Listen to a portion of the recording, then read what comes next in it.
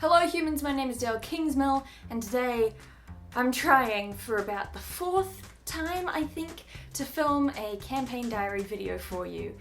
It has been a hellish experience trying to get this done. Anyone who's been following me on Twitter knows that we've had all sorts of problems, from weather to ambient noise to techno issues that I always have, because apparently I was cursed by a techno-pagan at some point in my life, because the batteries have all been dying, SD cards have filled, and there have been blackouts that took out any editing that I got to. Look, it's been a time. But the biggest problem, I think, the biggest obstacle to me getting this done is that I keep overthinking it and trying to include everything that I can in as much detail as possible for both the narrative side of things and the kind of functional side of things as a DM. And you know what? I'm putting an end to it. I'm finishing it now. What I'm gonna do, I'm setting a timer for 10 minutes. I'm taking a page out of my memory lane book. I'm setting myself a timer for 10 minutes. Whatever gets out in those 10 minutes is what's in the video.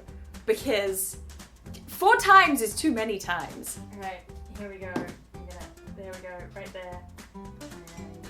Timer starts now. Okay, so the party made up of my friends, which now includes an extra 6th character, which I didn't expect, but my friend Kate came down from Sydney while we were having a gathering around Christmas time and said, "Oh, that sounds really cool, I want to play, could I join in?"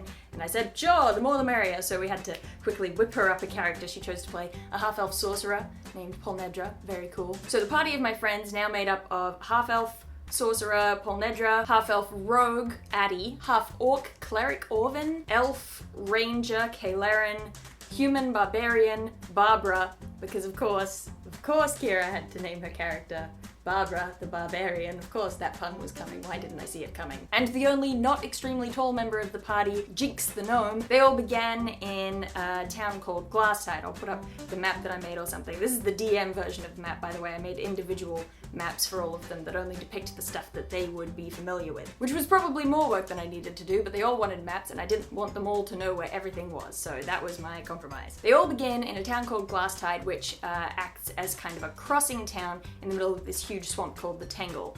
And the Tangle cuts across most of the continent and is really, really hard to traverse, except through places like Glasstide, which is a halfling village which has been there for generation upon generation, so they know how to navigate the waterways. And so they run a ferry service to and from, and it's kind of where most of the town's income comes from, and the rest of it is sort of fishing village style. So each of the characters begins in Glasstide for whatever reason, presumably crossing through the Tangle. But today they can't just hop on a ferry and leave because it's actually a public holiday. It's the festival to Mylossen Six. Again, probably more work than I needed to do. These are my own invention. They're super archaic halfling deities of mischief and of warfare. They're twins, and it's like the idea that these were old gods that kind of aren't worshipped now. They got sort of amalgamated into other deities that are more prominent now. But they're still sort of recognized and celebrated, if not worshipped, in these little old halfling towns. And of course, what better way to celebrate twin gods of mischief and warfare than through competition and games. So what I did was I said that the party had put their names down to enter this contest, or other people had put their names down for them, possibly just for fun, possibly in the hopes of earning a share in the prize money. And I made a sheet, a handout sheet, that sort of said, "Welcome to the Glasstide Games," and had a stack of different events that I had devised, which are individual events with mini-game rules that I made up. The idea was just that I wanted each of the characters to have a chance to show off their individual skills and what they were good at, and also choose the kind of direction they wanted to take with their character. And what I mean by that, for example, Jinx has very high dexterity and acrobatics and things like that, but she's also a bard. I don't think I said that before. Jinx is a bard. And so I put in a game called Charm Scars, which uses charisma and persuasion stuff, as well as throwing in a whole stack of different dexterity ones, because I also had to cover for the rogue and the ranger, who I knew were interested in that stuff too. But I was chucking that out there as kind of a way of testing the waters to see what Adara, Jinx's player, would be interested in doing with her character, whether she'd aim more for those kind of acrobatic skills or whether she would be interested in the role-playing and the charisma stuff. And she went for Charm Scarves, which is great. It was interesting having only 10 events that I'd kind of devised with those 5 characters in mind and then throwing Polnedra in, but she went for the scavenger hunt and used her spells in a really interesting way. So that was really cool. There was stuff I forgot to do with this, like I planned to hand out fantasy-esque looking loot crate badges to each of the players because there was a direct statement of turn your token to play one game per contestant. And I think that if I had emphasized that more and if I'd given them something physical that they had to turn in, then some of the players, knowing them quite well, I think if I'd emphasized that and said, oh, hard line, there's only one game for each of you, then they would have tried to resist that, and they would have found ways to, pickpocket the tokens back and try to enter more than one game, that sort of a thing, which I think could have been really interesting. But I think I was so flustered trying to keep track of everything and trying to keep track of NPCs at the time that I just totally forgot to hand out the tokens at the very beginning, which was a shame, but hey, it happens. I also think it was maybe a mistake to have everyone doing individual things to show off their skills at the very beginning, because it meant that everyone did get a chance in the limelight and to do stuff with their character, but everyone else, while that character was doing their thing, had to sit there and wait. So, people who went at the very beginning then had to sit through everyone else's events, and it was kind of, probably a mistake. The curse continues. There's a little thing showing up on my viewfinder that only happens before an SD card dies forever. So that's just taking it to the next level. Thanks, techno-pagans. And the battery! How? What's my time?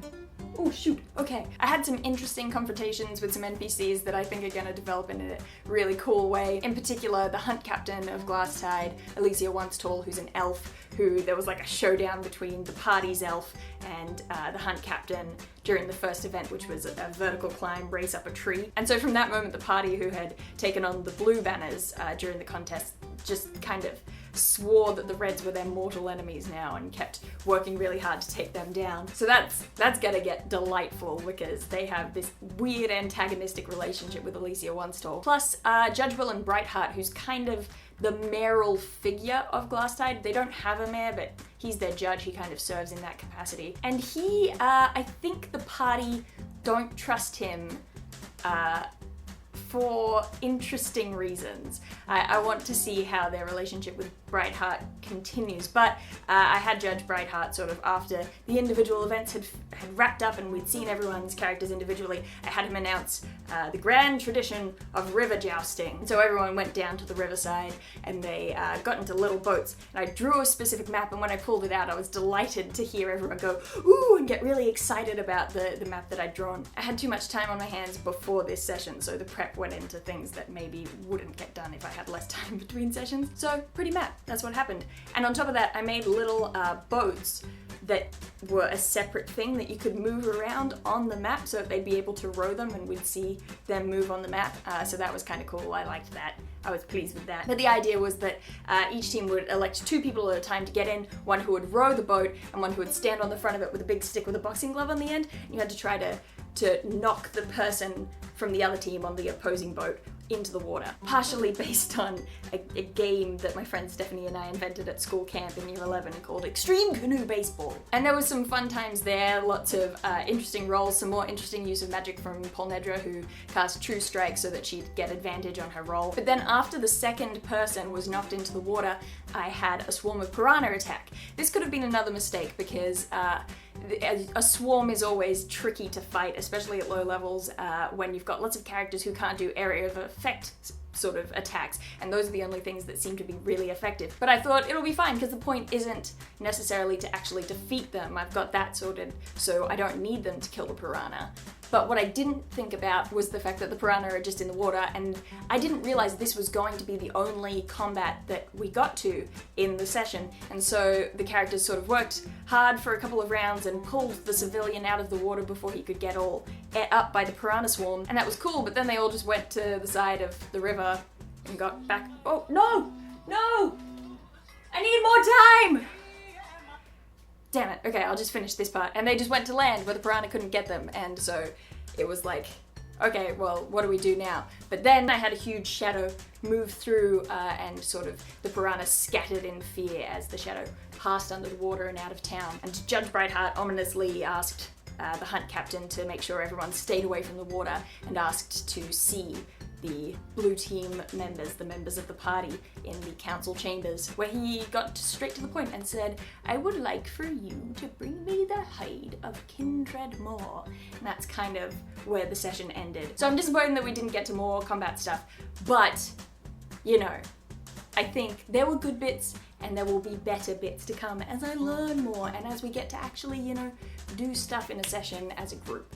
I think that was my big mistake. So I guess that's the first campaign diary video. I basically got through everything, but in very rudimentary kind of ways. I also ended up spontaneously running a D&D game for my family recently, which had some interesting lessons for me as a DM, which I wouldn't mind talking about at some point, but I limited myself to 10 minutes, so no more talking about D&D for this video. But hopefully that covered some of the stuff that you wanted to know about from my D&D game. Hopefully I'm going to be having another session with my friends soon, and we can see how they fare against the huge monstrous crocodile, Kindred Moor. It is hot as hell in here, so I'm gonna leave it there. I'm gonna trust that you know how YouTube works. So if you enjoyed the video, press the different buttons that correspond to you enjoying it. Apart from that, I do believe that that's it. I'm done. Email this to your grandma and I will see you some other time.